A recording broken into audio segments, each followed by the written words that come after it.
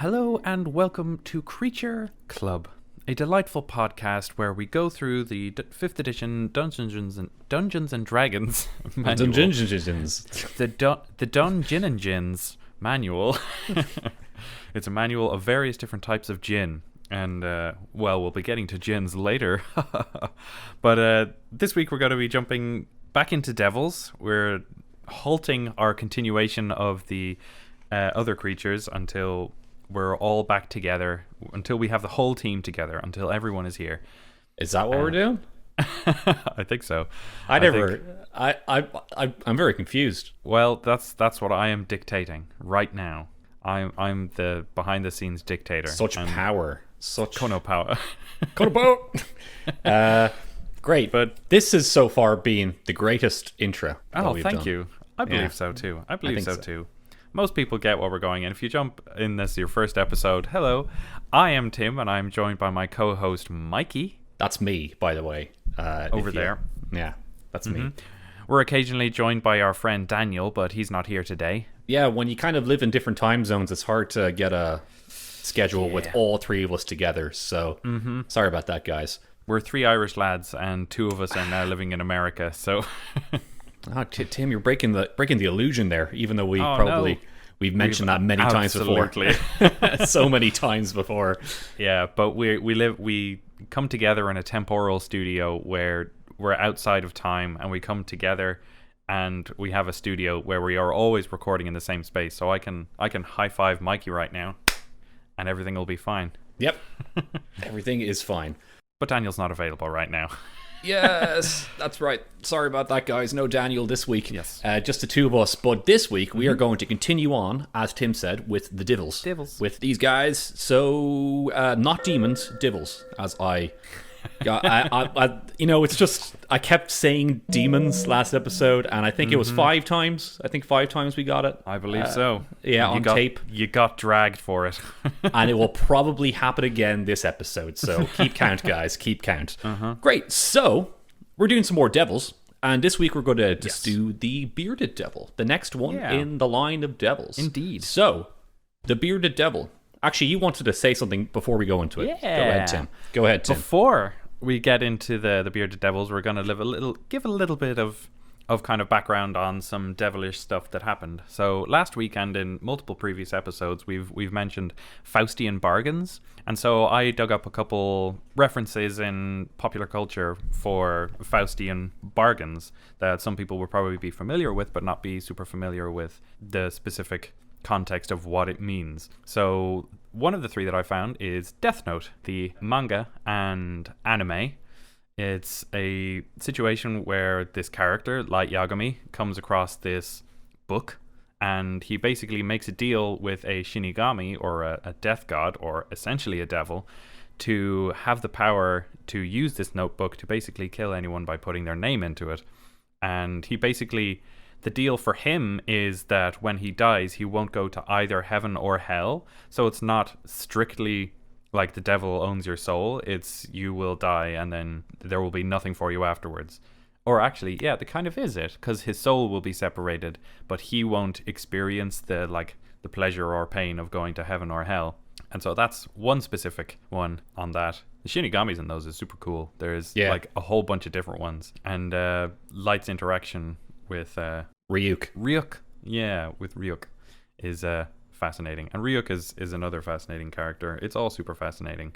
So Death Note was the first anime that I ever watched, and it was very, very interesting to me. I loved it, and it was good. The second one, anyway, that I found is Dorian Gray by Oscar Wilde, as you heard me definitely say correctly a second ago. And in this, he verbally says to just the air, basically, that he would sell his soul for all of the ugliness and agedness and disease and everything that occurs to him naturally will go into this painting, and he basically sells his soul to a devil or the devil for that, and it's very strongly implied that it is the devil. Well, the Christian devil, as far as I know. Spooky. Yeah, and in that's basically what happens. He becomes this playboy, this youthful, attractive young man, and there's a section in that book where he just talks about stones just for hours on end. I'm sure I've mentioned it since we've gone through the gems. I do remember someone mentioning that to me. Yeah.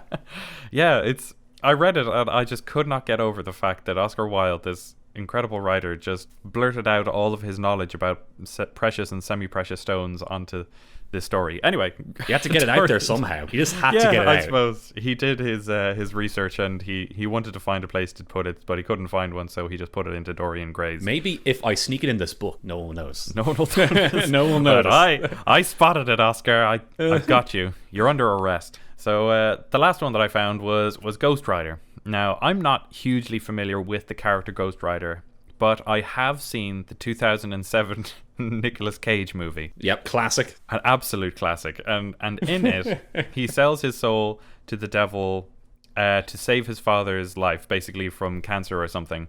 And then he is saved, and the cancer goes into remission, and he tries to do a really stupid-looking stunt where he goes on a motorbike through a single ring of fire over a tiny little ramp, and he crashes and dies. And watching it it's just the most bizarre thing, because you're like, okay, this is how Ghost Rider happens, and it's how the devil gets him, but like just watching the slow motion crash into the shitty little thing from a guy who is a daredevil, just it's hilarious, but also like tragic, and just very strange that a huge corporation made this movie and they couldn't give him a more satisfying death scene than this like slow motion, like he crashes into the thing and then his bike falls over and then it's implied that he dies. Wasn't a very good film, Tim.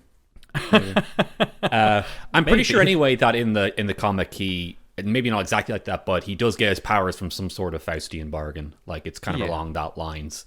All I know about Ghost Rider though is when I was watching Lord of the Rings with my family, whenever Strider did anything, my mom would yell, "Ghost Rider!" And we're like, "Ghost Rider? What?" And we kept saying Ghost Rider throughout watching Lord of the Rings. So nice. And that's all I got to say on that.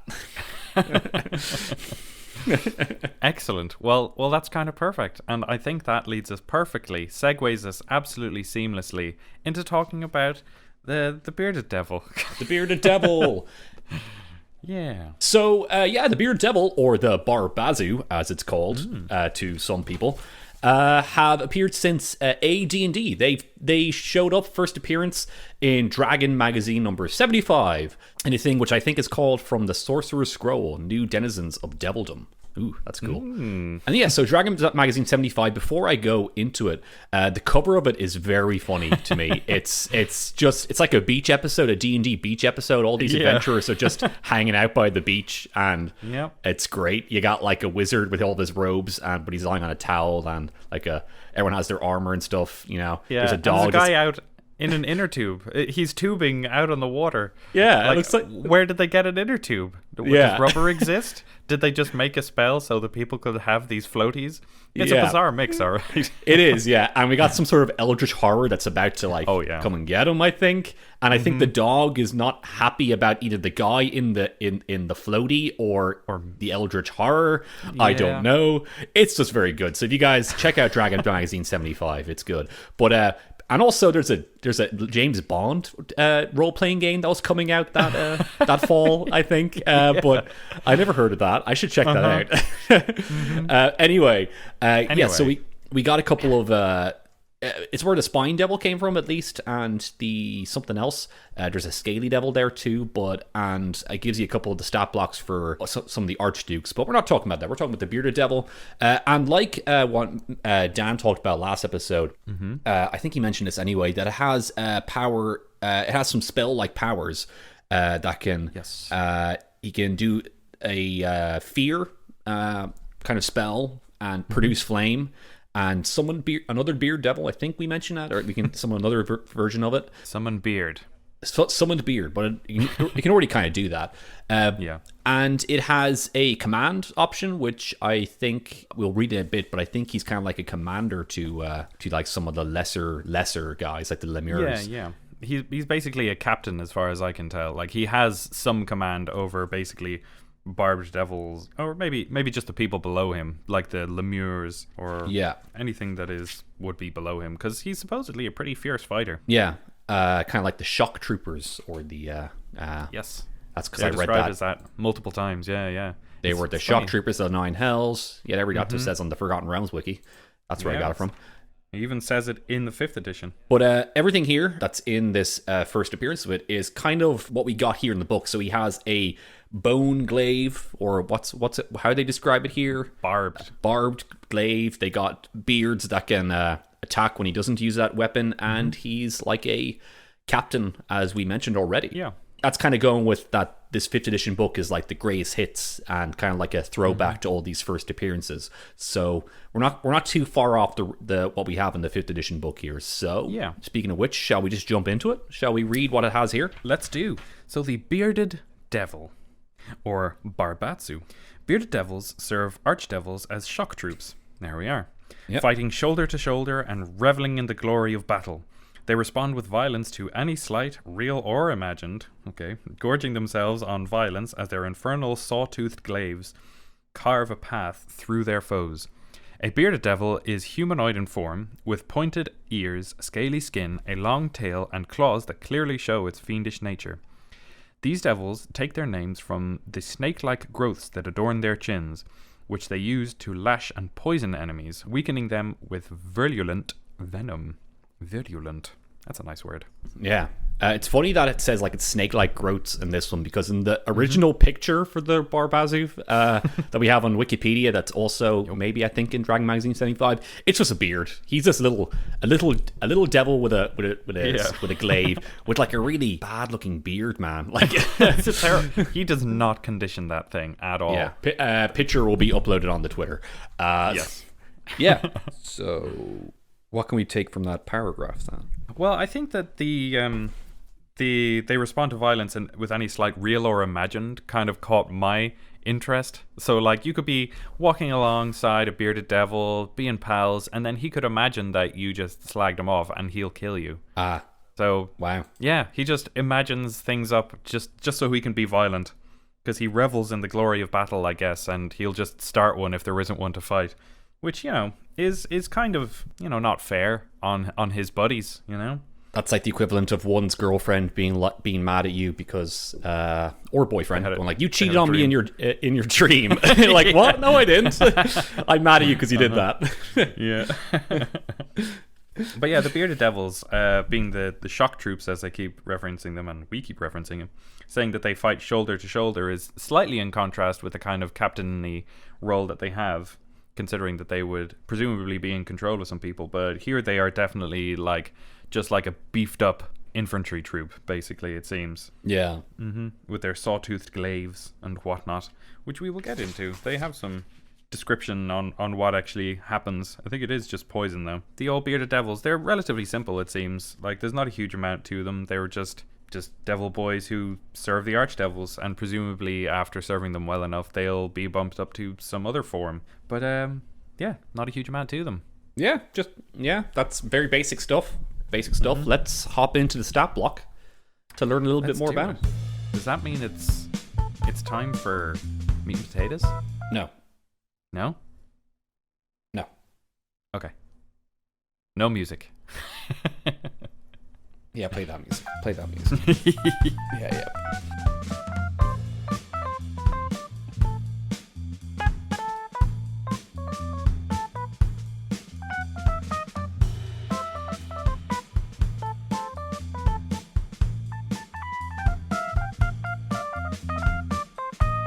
Okay.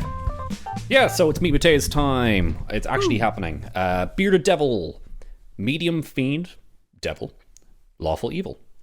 Armor class 13, which is natural armor. Hit points 52, 8d8 plus 16. Speed 30 feet, regular speed. And it's got strength 16, dex 15, con 15, intelligence 9, wisdom 11, Charisma 11. Yep. Yeah, a regular stat there. Regular stat. Yeah. Basic monster stat there. Nothing too out of the ordinary there. Yeah. Saving throws, strength +5, constitution +4, and wisdom +2. Damage resistances, cold, bludgeoning, piercing, and slashing from non-magical weapons that aren't silvered. So that's the saying that we got from the Barbed Devil, and I think it's going to be kind of like the basic template for the rest of the devils. It seems so. One. I think I had a quick look at them, and they're mostly that. Damage immunities, fire and poison, and condition immunities poisoned. Once again, the basic stat. Yep. Senses, dark vision, 120 feet, and passive perception, 10. Okay. Languages infernal and telepathy, 120 feet. Perfect. And it's got a challenge rating of 3, which is 700 experience points. So it's actually weaker than the Barbed Devil. Yeah. Or in challenge rating anyway. For sure. He seems like, usually you give more detailed illustrations to the higher level guys. And this guy looks way cooler than the Barbed Devil, with all of his glaive and his nice beard and all of his armor stuff. And I suppose sometimes you just get a cool idea in your head and then everyone just thinks it's awesome, so you get your illustration put into a very widely published book. Yeah. So there he is, the Bearded Devil. Abilities. The Devil's Sight. Magic darkness does not impede the Devil's dark vision, which is just like our Barbed boy. Yeah. And probably going to be another solid one that everyone's going to have, most likely. Yeah, not everyone has it, but most of them have it. Yeah, just by looking at it right here. Stay tuned in later episodes to find out which one might not have it. Yeah. Magic resistance. The devil has advantage on saving throws against spells and other magical effects. Cool.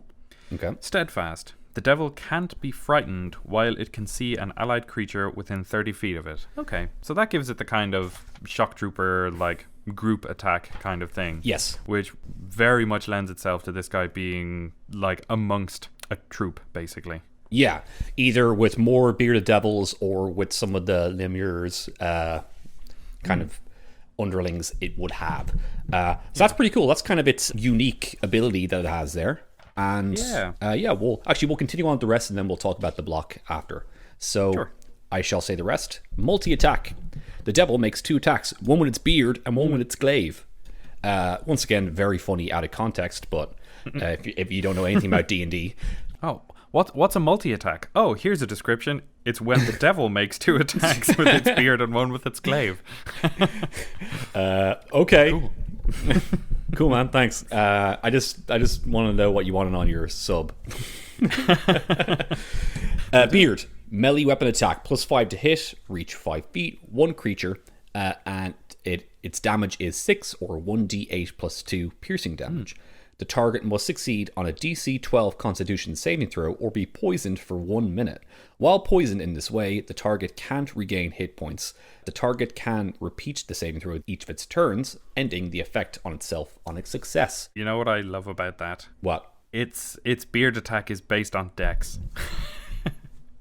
So it has to be a dexterous man to use his beard in combat, which makes a lot of sense, but that's just kind of funny. Like, you're fighting with this glaive, and then you have to be extra dexterous so that you can move your face close enough to someone that you can stick him with a barb. That's just funny to me. And is it proficient in its beard? It is, yes. It is, yes. Yeah, that's good. Beard proficiencies. Yeah. Do I have beard proficiencies? Yes, you do.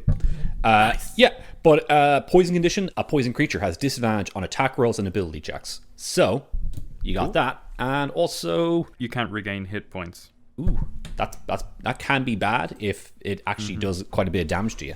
At level 3, taking 6 points is pretty significant, and if there's multiple of them, then that's going to be a whole ordeal for you. And if you do it to like your wizard, which is maybe not like the most constitutive man, that could be pretty bad because they have lower hit points anyway, and they have a bad constitution. Maybe if he's low on hit points, he can't heal himself, then that could be bad news. But whatever, we'll continue on. Glaive. Melee weapon attack. +5 to hit. Reach 10 feet. 1 target, and the damage it deals is 8 or 1d10 +3 slashing damage. If the target is a creature other than an undead or a construct, it must succeed on a DC 12 Constitution saving throw or lose 5 1d10 hit points at the start of each of its turns due to an infernal wound. Ooh. Each time the devil hits the wounded target with this attack, the damage dealt by the wound increases by 5, 1d10. Any creature can take an action to staunch the wound with a successful DC 12 Wisdom Medicine check. The wound also closes if the target receives magical healing. Okay. One of the only times anyone will ever do a medicine check, I think. Okay. That and can I tell that they're dead or are they asleep? Those are the two most common. Yeah. And then like he crit fail. They're asleep, even though they're dead. Mm-hmm. They're asleep to death. They're asleep death. That's a nice little positive feedback loop there. There's more and more damage each time that they hit them, unless they do their little saving throw or get healed. But I like that kind of stuff. The like damage on top of damage starts happening. I did that for some of my zombies in one of the last games that you guys played when the city was under siege with the undead. That was a good time. Good time when zombies attacked us all and the city was destroyed. But what do we get from the stat block then? First of all, as I guess I mentioned before, the steadfast is kind of its unique thing. Yeah. And that shows that he's better with allies. Yeah. So you kind of want to use more than just this person. And another thing I kind of notice here, that the actions, its attacks, there's no real basic attacks, I guess. No. It seems to do something each of them, and that's kind of cool, but that can be a lot, I guess. Yeah. It kind of does everything in every turn. Like if you have which is kind of simple for the DM, because like if you're using these guys as your pawns, basically they will do their thing and then you're done with them basically. Yeah. Like they're a simple infantryman who can just fight and hit and deal some damage, which is kind of handy to have, because you don't always want to have very complicated things. As much as that is fun to do, it is also very handy to have guys that you can just throw at your players and just know exactly what they're going to do every single turn, because all of his actions are done in a single turn, so he's pretty much good. Yeah, and with the glaive attack, and it's losing so much hit points, can be bad after the beard attack if you're poisoned and you can't heal yourself. Oh yeah, that can stack right there. I did not think about that. Yeah. Ooh. I wonder would you see, I as a DM would probably, like, if they are stabbed with the glaive and then attacked with the beard, I would probably say that if the target who has been wounded by both and fails both saves, that would be a bad time for whoever's doing that. But anyway, whoever that happens to, I would say that if they are healed at all, like they won't get their HP back, but I will say that the wound is closed, is probably how I would rule it. How do you mean? Like, it says the wound also closes if the target receives magical healing. Okay. Like, they will have received, like, a healing word or something. They won't regain the hit points, but I'd say that I would allow their infernal wound to have been stitched up, basically, so that they don't get more damage. Oh, okay. All right. I'll just keep it going, man. I'll just keep it going. You would? Kill them. Kill the players. Them. That's the DM's job, everyone. Yeah, it's DM versus players, man. Uh-huh. No, it is not. But honestly, I think I would just keep it as it is, because I do like giving them a bit of a challenge and scaring them, a bit. Yeah, because you want to keep them on the edge of their seats. Because if you just give them an easy ride, then it's not going to be terribly memorable. Because let's see, it's got 52 hit points, challenge rating 3. It's going to be Constitution 12. That's fine. That check is. Yeah. They're not a whole lot of people are going to fail that check. Yeah. As DC checks go, that's on the lower end of what you would expect to take. Yeah. From virtually any mid-level creature. Yeah, and I always make sure I throw a bit into Constitution with all my characters. Totally. Because it's health. Every kind of whatever race or class you are, it's always good to have health. Your Constitution, I think, will be pretty good generally. So keeping it like that is fine, because if someone does happen to fail the check, then they might get a pretty bad hit on them, and that's kind of fun. That's fun little drama there. So yeah, I agree. It seems like we're touching the next subject. So shall we just move on? Let's go to Desert Town. Woo! Was that the horn? Yeah. Was that the woo woo? The train to Desert Town.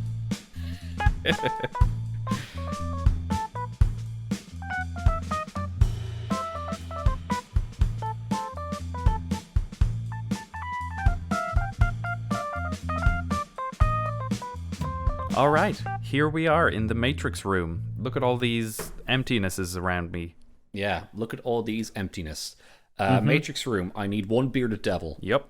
And I need a party of 4 level 3 characters. Who's going to win? Probably the party. Yeah, pretty much mostly party. Yeah, so as I said before, and as we kind of discussed, because with the steadfast ability, the Bearded Devil is not as...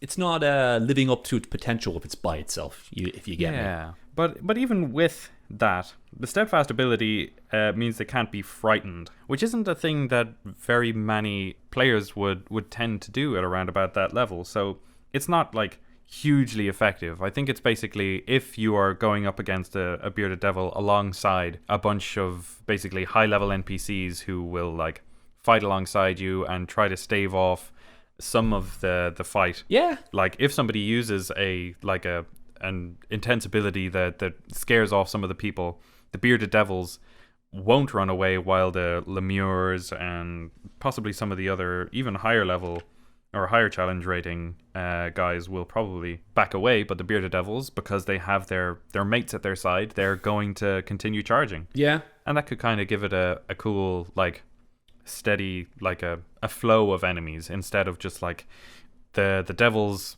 attack the city and all of them are attacking all at once. You could have devils are attacking, your champion uses an inspiring ability that strikes fear in the heart of your enemies, and some of them stand back and are frightened, but the bearded devils punch each other in the shoulder and go, "Hey bro, I'm here for you, bro," and then they charge you. And then you have bearded devils, and then following that, maybe the big champion boy has to fall back for some reason. Maybe he got a catapult to the face.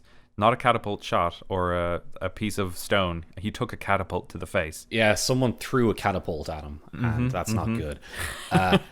Yeah, do paladins or clerics get some sort of fiend frightening ability? I don't think specifically fiend frightening. I think they do get like a pretty big intimidation boon. I'm relatively sure. I'll have to look into that basically. But yeah, I think they do get fishy. A fear ability. Yeah, they do get a fear ability. All right, I'll look it up then. But I'm relatively sure that they do, and like a paladin would have like this holy ability backing them and having God at their side. So that makes sense to me. Yeah. Okay. Well, yeah, I guess so. So I guess your first point is, I guess, kind of right then. Maybe they're not going to be frightened too much. The paladins don't have a fear ability, but maybe the wizards will have a fear spell by that point. Not likely, but maybe you have some kind of, I don't know. They're probably like, if you're fighting bearded devils, there's going to be more than one of them, and the challenge rating is specifically for normal adventurers will be able to take on one of these at level 3, and with their abilities there are going to be multiple of them, so that's going to bump up the challenge rating of the encounter a couple levels. By having even 2 of them is going to make it a lot more difficult, especially with their, like, if one of them misses its glaive attack and hits with a beard, then the other one's going to go in with the glaive and attack someone else with the beard, because they're big attacky boys, and they're going to be jumping all over the place, because they do have like a relatively high dex for such a low challenge rating character. Like, these guys are not going to be a pushover basically if there is more than one of them. Yeah, that's right. And also maybe I would sometimes for like a paladin or something, it may probably mainly a paladin, I would maybe homebrew a like an intimidation check. If you do very well in that, you can probably be able to intimidate the infernal creatures, I think I used a bearded devil in my setting as part of the devilish chapter, because in my world there is basically your characters play a week and then suddenly the world falls down around them, and I just have specific points in the world be destroyed basically by specific types of evil. And bearded devils I use them as an intelligent character because I think that their humanoid appearance kind of belies a certain level of intelligence, but that might be my humanist racism coming out again. There's a lot of them have humanoid appearances. Yeah, right. And most of them have a pretty good intelligence, or at least average. I'm looking through it now. The Pit Fiend has the highest intelligence. Yeah? 22.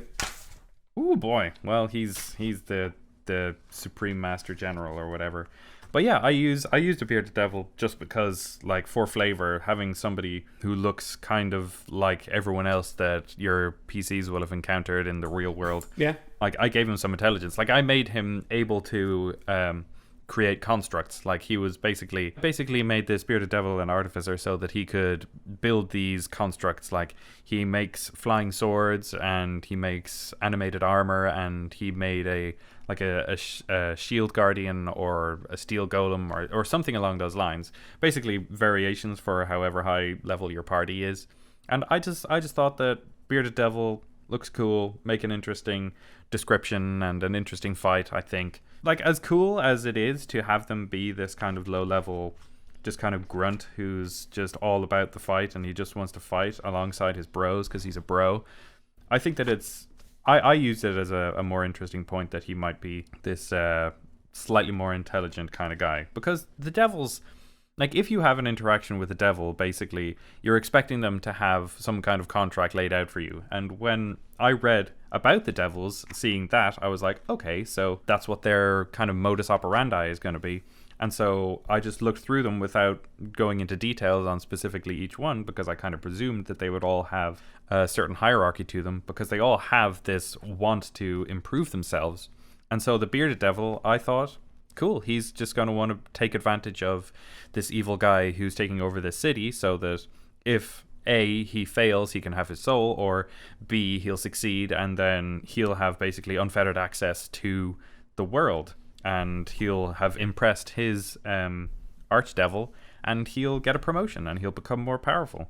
Because I think that them seeking more power makes more sense than just, I want to fight, I want to get stronger, and then suddenly they're basically leveled up into some other form of devil. And it didn't make much sense to me that they just want to fight and they don't have very much ambition. Yeah.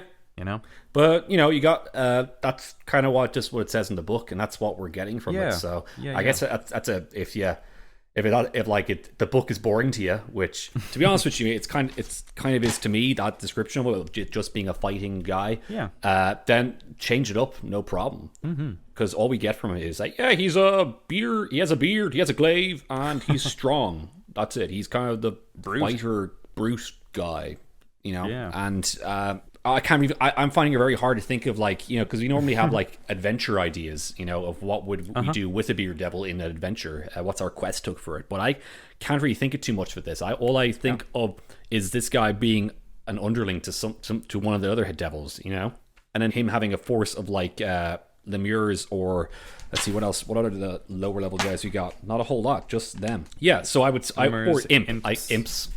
And spine devils. Yeah, I picture, like, the barbed devil of, when it comes to those lower level guys, having like a barbed devil be that pretty much what you were kind of doing with your bearded devil, your idea there, Tim. I'm picturing like a barbed devil doing that, and then him using the other guys as his underlings, Yeah. Because the barbed devil pretty much fits the description of what you were doing with a bearded devil, where he's wants to improve, and he would do anything to improve. Yeah. I can see that one doing pretty much what you did in your campaign with the bearded devil. But we're not talking about the barbed devil today. That's right. So yeah. So I think that using the kind of lower level devils as the kind of low level devil encounters makes it much more interesting. Because, like, having the barbed devil is basically placing him on top of the levels 1 through 5 adventure that you're running that involves devils, and you might encounter bearded devils along the way. But I think that basically being able to put together like smaller in-betweeny excursions into the world to kind of broaden like what is going on around your characters, because it's possible that your characters will just kind of breeze through whatever you have prepared, because that happens sometimes and you have a lot of preparation to do. So having basically side quests anchored to specific monsters can help you along the way. And I think that the bearded devil is a very cool looking, relatively powerful, and bump up his intelligence and give him a brain, basically, because having a negative intelligence modifier does not lend itself to what I would want to do with him. Basically making him useful, making him good, making him cool, and just give him a dungeon, basically. give him a connection on the outside world that is a person trying to either gain power or undermine the government in his current city, and so he contacts the nine hells looking for someone to help him out, and so he makes a contract with a bearded devil who is going to either ride this guy's intent to become more powerful, or he's just going to watch him fail and then steal his soul and then become a little bit more powerful and impress his archdevil. Because like the devils, I think, are a good contact between the planes, basically, that people will go missing if they contact this kind of stuff, and like people will smell it on them, you know, like the clerics and the paladins have their smell ability, so they'll be able to smell evil. That's the name. That's smell evil and good. Yep. Yeah, like if you give this guy a dungeon, I picture being a pretty, like, I think you make a pretty cool boss for a first adventure. Let's say you start out level 1, and then maybe at the end of the adventure of the dungeon, you would end at level 2 if you want a very hard boss, or level 3 if you want a fair boss, or like if you guys level 3, you give this guy and maybe a couple of imps there as its boss fight. Maybe he has like a throne or something in this kind of abandoned castle, and he fights you, and some imps are kind of around the sides, flying around, dropping rocks on you. You're like, oh yeah, fuck off, imps, piss off, and it can make it like a fun boss fight, because I think be iconic to players, because it's a challenging fight with some weird abilities that might do a lot of damage to you, that you could almost die. And also he's got like a beard that attacks, and that's strange. That's a weird way of fighting, that he has a beard that attacks you. And people be like, whoa, remember when the beard attacked us? That was a weird time. And that can be a lot more iconic in that way, because all the other devils are just guys, I guess. Well, no, they all have, a lot of them have, like, compared to this guy, spooky looking guys. They're all spooky and they're cool, but none of them attack with their beards. No one else other than this one, and that's weird. So that's kind of cool in that regard. Yeah, totally. But what can we do to make this guy kind of a little more interesting? Is what I'm trying to think up here. And something that I thought was, since he is so powerful, or his only like step up from being just a dumb dude who fights is his steadfast ability where he can't be frightened. So I think that if we could find something more for him with that, and one of the things that I thought was give him the ability to just straight up summon another bearded devil. Like there's no like 30% chance, as is suggested, that he has an ability to summon another bearded devil. I'd say give him the summon bearded devil ability, so that he can back himself up, because presumably if he is a devil, he's going to want to impress his archdevil by himself, and so it'll be a kind of a last resort where maybe, like you like to do in the kind of second phase of a fight, he'll kind of he'll get frustrated with himself, and then he'll like punch the ground, and it'll become a small portal, and he'll summon his best mate Joe, who is also a bearded devil. And then give them like pack tactics or something. Yeah, that's cool. Instead of like maybe bump him up a bit more, give him like something like pack tactics that is along the lines of steadfast, but is stronger, and bring up his challenge rating a bit. Yeah. Or I think what we were looking at earlier on, and what we mentioned maybe earlier on, did we mention that he has like a battle frenzy kind of flavor to him? Oh, yeah. I think we were talking about this before we started recording, but the most flavors about him is that he kind of goes into a battle frenzy and attacks you. But what if we gave him like a barbarian rage, basically? That could, and as you said, second phase of the boss fight, he goes into a rage, and now it's easier to hit him, but he does a lot more damage to you. And if that happens, actually no, it wouldn't make too much of a difference with his attacks, because they're all like save based. So you just bump up his damage by, I'd say maybe double the dice, would you say? Although 2d10 is a heckin' bunch of damage. Yeah, double dice, man. It'd just be maybe advantage to attack rolls. Just give him Barbarian Rage, basically. Just do that. I think it's a good idea. Yeah. Or make his multi-attack slightly more powerful. Give him like 2 attacks with the glaive and 1 with the beard. Yeah. Maybe. Do you know what the beard kind of reminds me of now? Of like what? Blackbeard. And Oh, I just had an idea of a devil pirate crew, Ooh. like devil beard, and there's like a Devil beard. like a lesser devil pirate ship going around on the high seas, and that can be, as you said, Tim, like a side quest of some sort, where maybe if you're like, oh, I have nothing prepared, and but they're on a boat now. Let's kind of keep this boat ride going a little bit longer. A reference to any Berserk fans out there, but there's a devil pirate crew that comes in and attacks them, and it's led by Devil Beard, the bearded devil pirate captain, and he has really inventive names. Yeah, instead of a glaive, he has a trident, maybe, and nice. And maybe he can summon some sort of like lesser krakens as well. That'll be pretty cool too. Oh, that would be awesome. That would be fantastic. And like that'll be an iconic boss fight for this kind of guy. And his beard can control the ship, like in Pirates of the Caribbean. Ooh, his beard controls the ship. That's kind of cool. And maybe you can make him a little bit more intelligent, but it also fits his brutishness because he's a pirate who just wants to, pillage and loot and do all that kind of stuff and like kill people. And it kind of makes sense, Yeah. So there's an adventure idea for you right there. Yeah, totally. That's fantastic. That was a really cool idea. Thank you very much. Yeah. Because pirates have beard. This is a beard, man, devil. Wow. Yeah, thank you very much, Timothy. You're very welcome, Mikey. Do you have any ideas yourself before we go on to the Monster Hunter part? Ooh, I don't know about much that could top that. Like, my idea of basically giving him a dungeon, and then maybe if he kind of if you're fighting him and he feels like he's failing, he's going to summon his mate. Like, that's kind of all I got. Okay. Lending into the bro thing, where maybe when he summons his friend, giving him the pack tactics, and like maybe giving him a little bit more movement or something, so that like it feels like he's trying to even impress his equal. Like bump him up a little bit and make him a bit more impressive. But I'd say don't give the second bearded devil as much of an ability. Like don't give him the ability to have his second form. Just basically fight a bearded devil as well as like this slightly leveled up bearded devil. He leveled up mid-fight, which is kind of cheating, but that's how it goes. When you're enemy, that's what happens. All right. Yeah. I never said this game was fair. Okay, so Monster Hunter, this monster. Yep. What's the obvious one, Tim? I think we have a couple clear ones. What's the obvious one? Pick up his glaive. Oh. Okay. That was not what I was thinking of. But, eat his beard. Eat his beard. Okay. Yeah, cut his hair. Cut his hair. Give him a shave.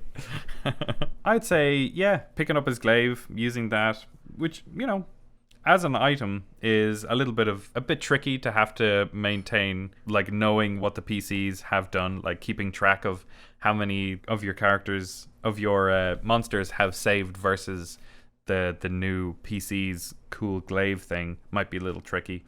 I'd say maybe because it's not a devil wielding this devil glaive, maybe it only deals that 1d10 extra until the monster makes the wisdom save, just to kind of null it a little bit. Constitution save, you mean? Oh, sorry, yes, excuse me. Constitution save. But with the beard, I can picture maybe making a like a wig out of it. Ooh. Or either for your head or literally just making a beard for yourself. Like a beard wig. But maybe it just does what it says there. Maybe it doesn't do as much damage, but as a bonus action, and you have a couple charges maybe with it, but maybe as a bonus action, you can attack them with it and make them do if they do a D12 Constitution saving throw or be poisoned. You can give them the not heal thing if you want, but not a whole lot of monsters heal anyway, so it doesn't really matter. But you can possibly make them poisoned and they have disadvantage to their attack rolls, and that can be kind of cool. That can kind of add a dimension to the fight. Yeah. So that's kind of getting the monster ability and just making it into your thing. Maybe you can like take some of the barbs off the beard and attach them to the ends of your arrows and give it a little bit of a poison thing, or give it the inability to heal from a distance. So you're charging into these guys and now they suddenly can't heal when they try to. Yeah. Or it could be used as like an implement of torture for some of your bad guys, for villains in your team. Either you come across somebody who has been tortured by this device that they were like, I'm a wizard, I can heal myself by just clicking my fingers. I I wasn't able to. I tried, and he poked me with this thing, and suddenly I felt sickly, and I couldn't bring myself back to health. It was scary, you know? That's cool. Yeah. That's very cool. Which could be a hint at you're going to be encountering some devilish characters. You're going to be encountering somebody who has either fought devils themselves or fought with devils and is using some of their technology. Mm-hmm. That's cool though. I like that. That's a fun way of doing it. That's a very interesting way of doing it. Yeah. Maybe just classic. We have devil side and magical resistance, something that gives you that. Oh yeah.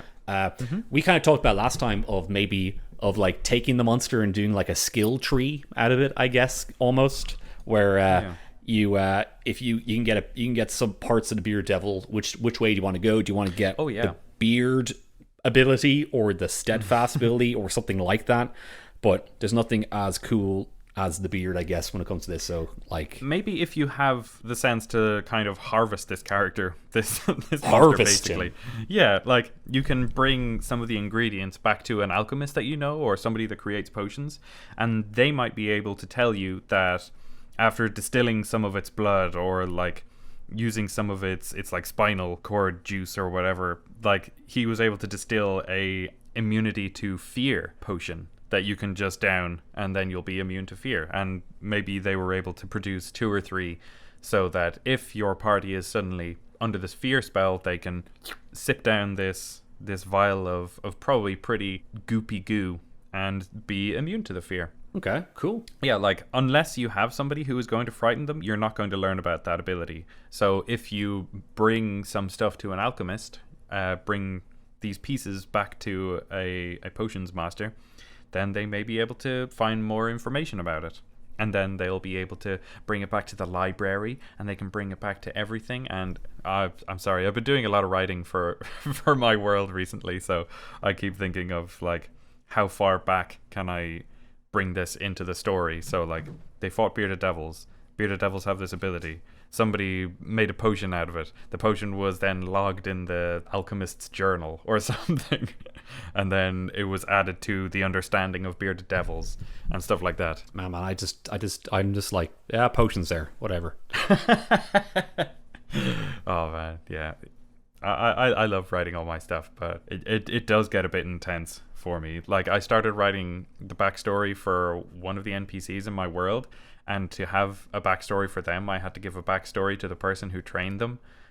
So and then I got to a point where I was like, and they received their position from their predecessor, and I came up with a name, and I was like, I'm gonna stop it there. I'm not gonna start talking about them, because their history, if they want to get into the history, then I'll make something up on the spot. But like, I love writing little bits of history, or like writing little bits of lore into the world that make sense to me, and that I feel could be relevant into people's understanding of what's going on around them. Okay. It's cool. You think players are going to go like, and what's his backstory? His backstory is... Okay, what's his backstory? Come on, man, stop, please. I already told you enough here. No, all my NPCs orate their backstories. Like, hello, let me tell you everything about me. This is who I am. And it's unskippable dialogue. No. It happens in a cutscene, so yeah, it has to happen. And there's like a whole sequence of imaginary of this like scene that was shot, and there's no escaping it, basically. Sounds good. Cool beans. Yeah. Well, I got nothing else on this guy. Nor have I. What have we talked about with this guy? Did we say anything about a whole bunch? Yeah, we did. Did we? We figured he was a bit of a brute, and we kind of got sick of him, and so we came up with some cool imaginary stuff that, because like the Monster Manual is basically a book of suggestions. More like guidelines. More like guidelines. Yeah. So they present you with a bunch of cool ideas, and you can fit them to your world, and that's kind of what we do. So it was fun to do it again. Yeah. That's how what we do in this show. Mm-hmm. Yeah. All right. Cool. Let's end it right now. All right. Stop the audio. Cut the clip. Cut the clip right there. Yep. I'm very tempted to just start the music and then cut it out. Yeah. All right, cool. So thanks so much for listening, everybody, to the Creature Men. That's us. If you enjoyed this episode, please consider subscribing to us on whatever app you use. And if you, dude, I'm spacing out right now. I haven't eaten anything. I forgot what we do in the show. All right. Shall I take it? No. Okay. Sorry. If I think I know the rest. Okay. You can take the second half of it. But yes, we got a website, creatureclubpodcast.com, where you can go on. You can check out all our episodes come out on that. You can subscribe to our RSS feed. Sorry about that. You can subscribe to that if you want to get more episodes. You can leave us a comment on our website, which I mentioned already, creatureclubpodcast.com. You can contact us on the contact us form on the website or on our email, creatureclubpodcast@gmail.com, or you can use our Twitter handle, which is @creatureclubpod, or if you just look up Creature Club Podcast on Twitter, you'll find us there. Give us a follow there and send us a tweet. We'll see it, and that's normally the best way to contact us because we're all on Twitter, so we'll see it no matter what. And yeah, pretty much that's all I got. Am I missing anything, Tim? You can also submit homebrew if you like via those contact things. You can send us your ideas via the email or via the contact us form, or you can send us little spits of ideas via Twitter if you feel like it. You can also leave us a review on iTunes. I looked into it, and I don't think that you can review on Spotify. So if anybody attempted to do that, I'm sorry if you came up a little short. We appreciate your intention if that was your intention. So good for you. Yeah. We'll get on to reading more of the reviews once all three of us are back again. But I think that's about it. Twitter. All right, no problem. Well. Excellent. Thank you for listening, folks. Next time will be another episode of something. I have been Mikey. I have been Tim. Stay cool.